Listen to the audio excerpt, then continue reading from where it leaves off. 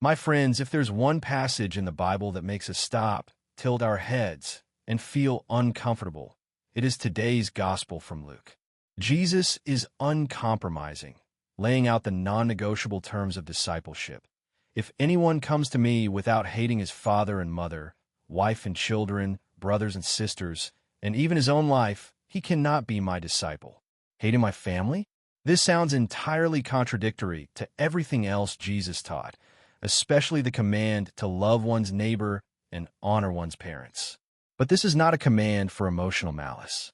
This is hyperbole, a powerful literary tool Jesus uses to establish an absolute priority. In Aramaic, hating simply means loving less by comparison.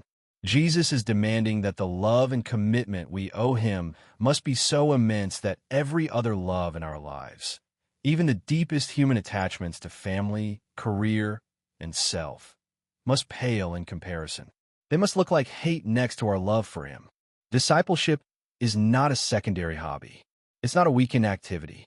It is the primary organizing principle of your entire life. This is why Jesus then uses two parables of calculation: the man building a tower and the king going to war.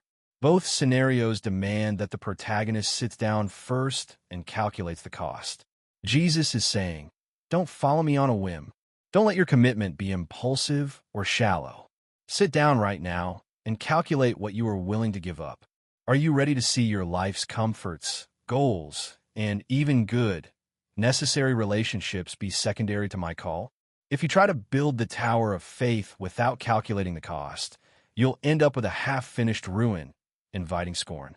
If you try to wage the war against sin and temptation without sufficient spiritual resources, you will be crushed.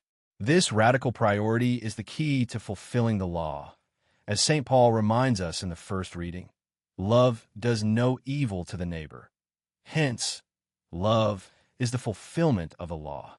When we put Christ first, he reorders all our loves, healing them and purifying them so that we can truly love our neighbor, our spouse, children, and friends, not out of transactional self-interest, but out of the boundless, non-negotiable love we first received from him. Today, Jesus is asking us to finalize our commitment. Stop standing on the road. Sit down, count the cost, and answer the call to absolute discipleship. Amen.